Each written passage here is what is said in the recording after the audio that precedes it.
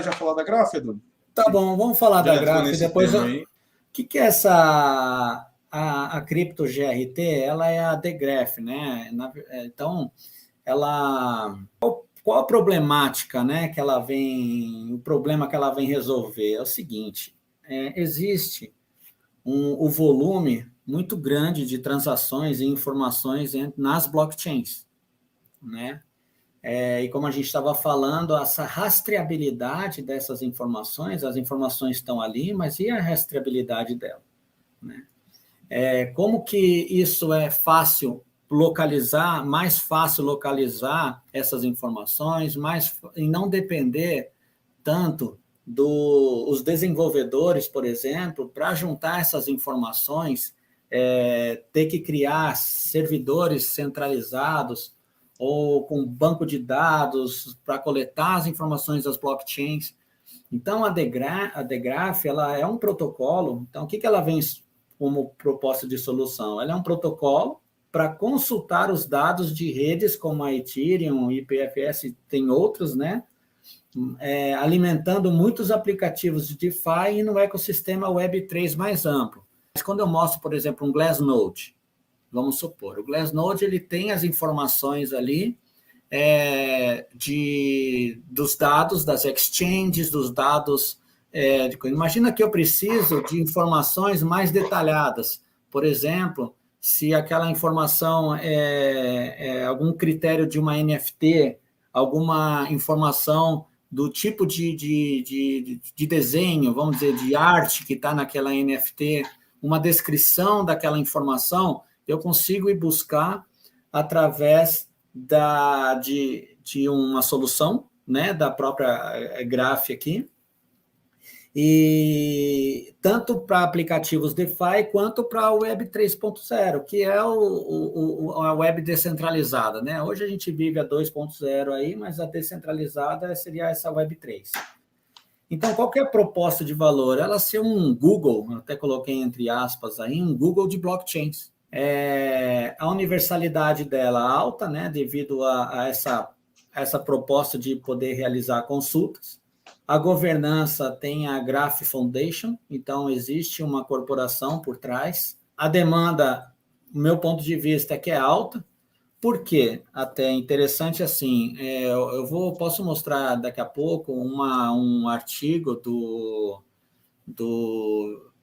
poxa, esqueci, Vitalik, né, que é o do Ethereum. Ele publicou agora, recente, anteontem. Que acontece?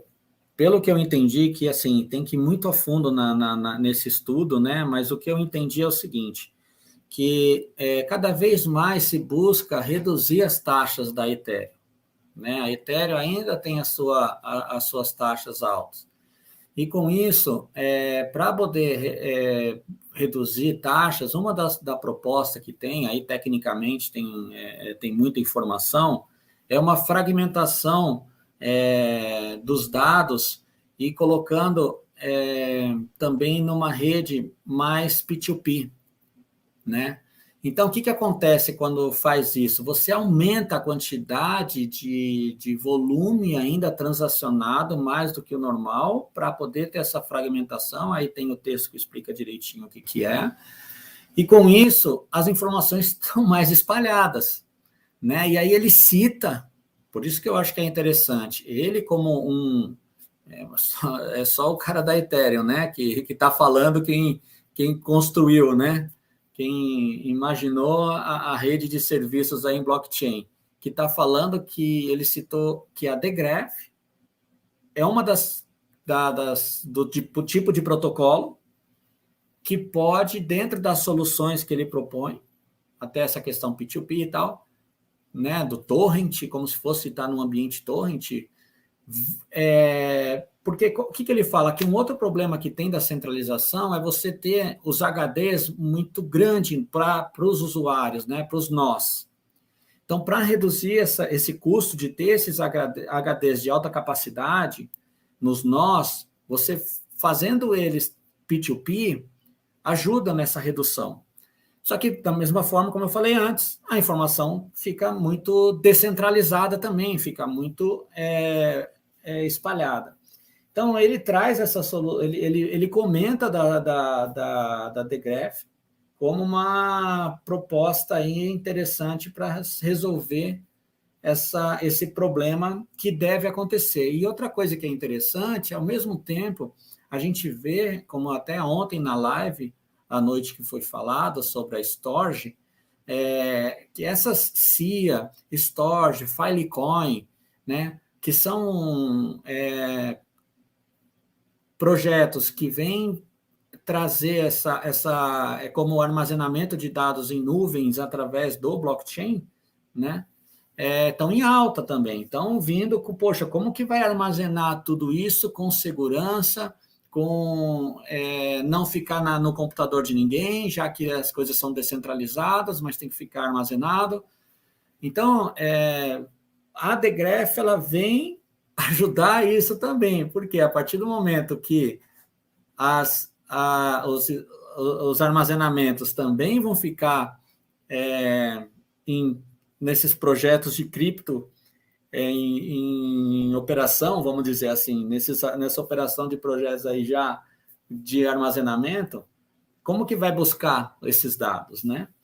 Então, é bem interessante os produtos, a usabilidade em metadados que utiliza, né? E a gente cada vez mais vê a ciência de dados aí forte no mercado.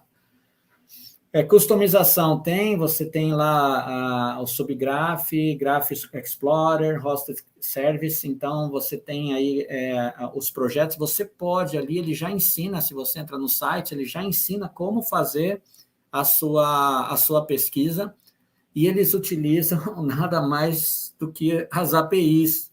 Então, até indo um pouquinho para frente, a equipe já trabalhou junto há mais de 8 anos antes desse projeto, 5 a 8 anos, em empresas de desenvolvimento de APIs. Os caras são feras em APIs. Né? A API é aquele endereço, né, vamos chamar assim, né, que te dá acesso às informações. Então, por exemplo, na Binance, enfim, hoje é o que muito se usa esse tipo de conexão via API, né? E eles já trabalharam na Ethereum juntos, já trabalharam na Decentraland, na Red Hat, baita de uma empresa também, Mulesoft. Então, é uma equipe que tem experiência no assunto, tá? A segurança é alta porque está nesse ambiente blockchain colaborativo, vários nós, e tem tipos de perfis, né, de usuário para validação das informações dentro da blockchain. Então, isso busca-se taxas reduzidas, esse é o objetivo, né, reduzir até essas taxas da Ethereum, então, por isso que ele também vem taxa reduzida. Então, no ponto de vista de inovação ou tecnologia, eu trouxe aqui que a blockchain Ethereum, a interação com APIs para a leitura de dados do blockchain, né? Como o Graph usa o GraphQL, né? Uma linguagem criada, usada na Web 2.0, muitos desenvolvedores podem integrar ao espaço Web 3.0 e construir facilmente em blockchains. Então, eles estão trazendo uma linguagem já comum de mercado, né, na Web 2.0 e fazendo essa migração para a Web. Então, é muito interessante mesmo. O que eu vi como fraqueza, né? Aí é opinião mesmo. Não vi muitas atualizações na homepage deles, na página da internet deles, sabe? Eu vi no CoinMarketCap também, as informações estão lá de novembro de 2020 e tal. Não vi muita coisa assim, muita evolução das informações no site deles. O site é bonitinho, mas não é nada... Poxa, hoje, quando a gente está falando muito nessa questão de metaverso, né? Eu acho que as criptos que não têm um site muito voltado à imagem, marketing, dessas coisas, vão ter que se reposicionar, porque o ambiente está mudando quando a gente fala na qualidade de informações, na qualidade visual, né? Os riscos, o que eu entendi como risco? Aí o risco, né, como gestor de projeto, eu vejo o risco que tem os riscos que são negativos, a gente chama de ameaça, e os riscos positivos, que a gente chama de oportunidades, né? As ameaças que eu vejo como risco negativo é essas redes cross-chains, né? Então, a rede cross-chain mesmo, por que ela não pode ter um protocolo desse tipo para poder fazer as pesquisas e aí, se for uma questão de API também, né? Talvez é uma coisa que eu acho que já está bem conhecida no mercado. Então, acho que é uma ameaça a Graph aí pode ser essas cada vez mais criptos fazendo essa interconexão entre as várias blockchains e, com isso, buscar mais fácil as informações. Oportunidade, eu vejo que, poxa, sem dúvida, ter um tipo de tecnologia que possa buscar as informações, né? Cada vez mais as informações estão descentralizadas, então, ter alguém para poder ter uma tecnologia para poder buscar, incluindo quando a gente fala aí em NFTs. Redução, aí outra oportunidade, aquilo é redução de custos em servidores centralizados, né? Então, não precisa você ter, por exemplo, uma Glassnode ou uma CoinGlass, por exemplo, vamos supor, ela ter os seus servidores para pegar as informações das exchanges e ali ter um programa para poder juntar aquilo lá, não. Então, não precisa ter esse investimento em servidores, porque você já teria essa rede fazendo esse tipo de serviço, né, através dos APIs, como eu falei. E que mais aqui? A empresa de Graph, o token é o GRT, a logo, por que é importante colocar a logo, né? Eu até esse final de semana, eu fui ver uma cripto que eu estou querendo até dar uma estudada melhor nela, que chama Ali, e aí eu até fui ver, porque parece que ela quer ser como se fosse um iFood, né? Na área e já está sendo utilizada, e aí tem 2 ou 3 ALIs ali no CoinMarketCap, e são projetos diferentes, então a logo faz diferença, por isso que eu quero trazer sempre a logo nesses painéis, para não dar confusão no que está sendo pego, né, coletado. O site é esse aí, ela está em operação no Twitter. Um ponto positivo que eu vejo assim, o Twitter está vivo, tá? Então, apesar do site não ter as informações, o Twitter, ele está vivo, né? E outra coisa, Edu, só complementando, o Twitter está vivo e é seguido também por gente grande do mercado cripto. Então, é interessante para a gente ver que o mercado está de olho nela, tá? E isso daí, só para explicar para o pessoal, assim, teve uma moeda que eu estava seguindo, que eu estava de olho esses dias, é a Automata Network, ATA. Eu estava olhando e tal, aí eu estou monitorando ela e tudo, só que eu não consigo encontrar muita informação, o site não é muito amigável e o Twitter me parece meio esquisito. E aí eu fui ver lá no Twitter outro detalhe, é isso. Quem são os seguidores daquele Twitter lá? Não tem ninguém muito grande que eu vejo seguindo, ninguém muito influente do mercado cripto, ninguém das pessoas que eu já sigo seguem aquela moeda, então, aquele perfil, né, da moeda, então, de repente, é um alerta. Você falou, opa, esse negócio aqui tá meio esquecido, acho que ninguém está muito de olho nisso, não. Se ninguém está de olho, é difícil ter uma expectativa maior de valorização, né? E essa Degraph, ela tá começando a ficar nos radares aí. Então a gente vê que ela existe na Binance, né? Então, da Binance, OKX, CoinTiger, a Huobi e a FTX.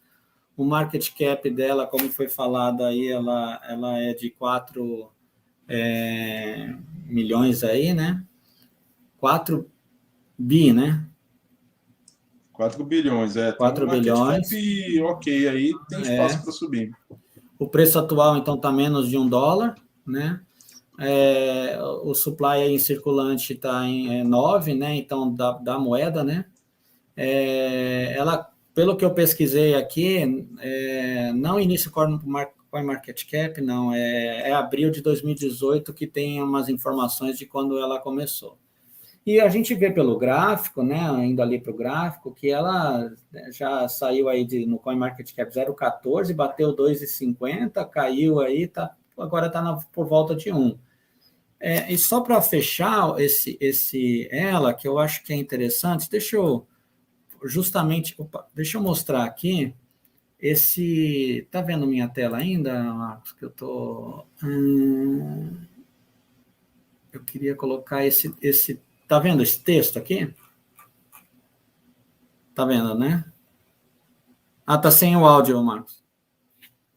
Desculpa, estava no mudo aqui. Estou vendo. Não, então, sim. Se você conseguir dar um zoom aí, fica legal também. Mas é só para mostrar mesmo que a gente está dentro aqui de um notice.ethereum.org, do Buterin aqui, do Vitalik Buterin, só falando, né, um roteiro passo a passo para escalonamento de rollups com expansão e fragmentação de call data. E aqui, nesse documento, que foi aí 2 dias atrás, que foi como aqui ele fala do tamanho, qual é o tamanho dos hard disk, né?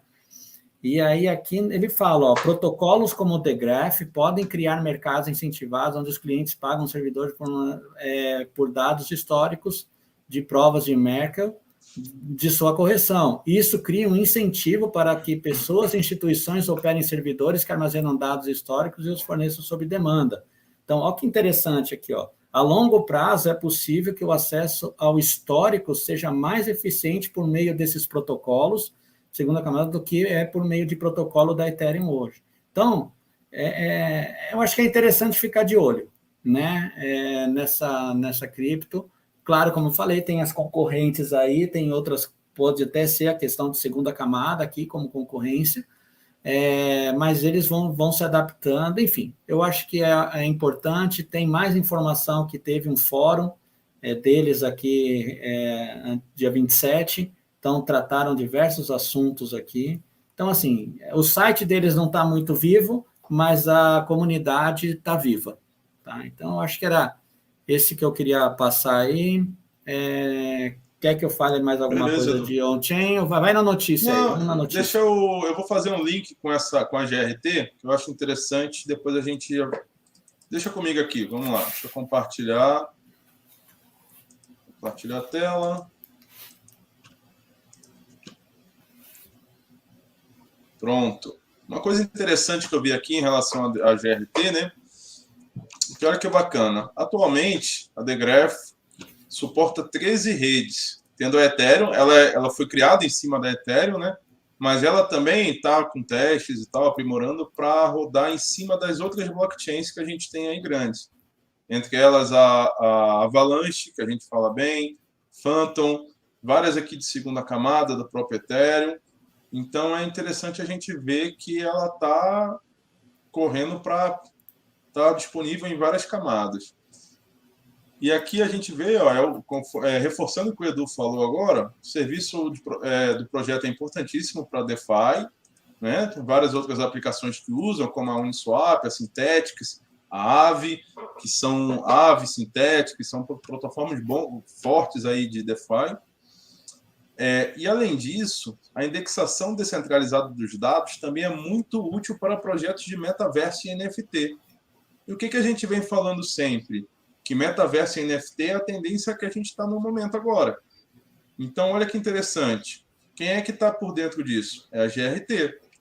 E outra coisa interessante aqui, que eu já vou fazer com outro link, é a Decentraland, por exemplo, acessa as informações do Degraph, tá? Para encontrar terrenos, acessórios e itens colecionáveis em outros aplicativos para trazê-los para o seu mercado. Olha que louco isso. Então, você tem as grandes gamecoins aí, as plataformas de metaverso, games, NFTs, elas acessam o Degraph para buscar coisas para levar para o mercado delas. E olha que aqui que ela fala o seguinte, para encontrar terrenos. Olha que interessante, Edu. Mas é isso, Edu. Legal. É isso aí, pessoal. Então, mais uma vez, obrigado. Aproveite aí para se inscrever e receber em primeira mão esse painel que o Edu vai lançar daqui a pouco. Obrigado a todos aí. Deixem um like no canal e tamo aí. Beleza, um abraço, pessoal. Até mais. Valeu, pessoal. Obrigado aí. Obrigadão mesmo. Até a próxima.